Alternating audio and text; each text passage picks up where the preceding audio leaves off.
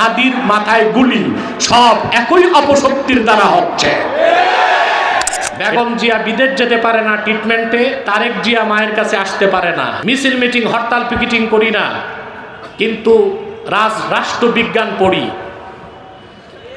মাঝে মধ্যে রাজনৈতিক বক্তব্য দিয়ে থাকি। যখন দেখি আমার দেশের রাজনীতিবিদরা দাবার গুটি ঠিক মতো চালতে পারে না, আমাকে বলতে হয়, আমাকে মুখ খুলতে হয়। আমি স্পষ্ট বলে দিচ্ছি, বেগম জিয়া বিদেশ যেতে পারে না ট্রিটমেন্টে, তারেক জিয়া মায়ের কাছে আসতে পারে না, আর হাদির মাথায় গুলি, সব একই অপশক্তির দ্বারা হচ্ছে। এটা বুঝতে হবে।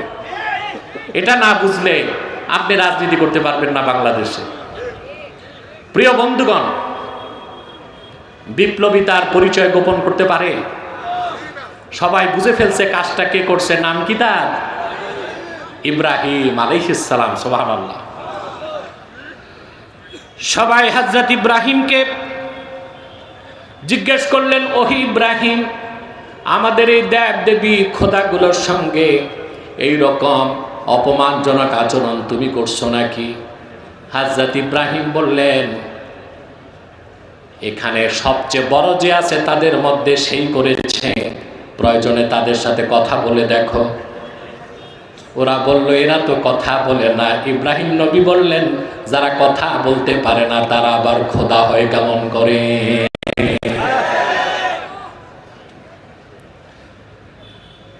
সংবাদ চলে গেল নমরুদের কাছে।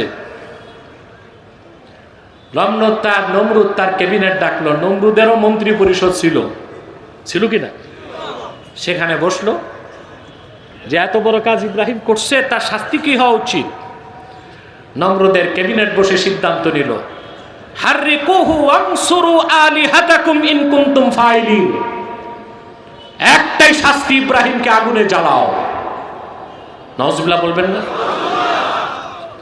যদি তোমরা তোমাদের খোদাগুলোরে সাহায্য করতে চাও, খোদাগুলোকে সাহায্য করো, দেবদেবীগুলোকে যদি তোমরা কিছু করতে চাও,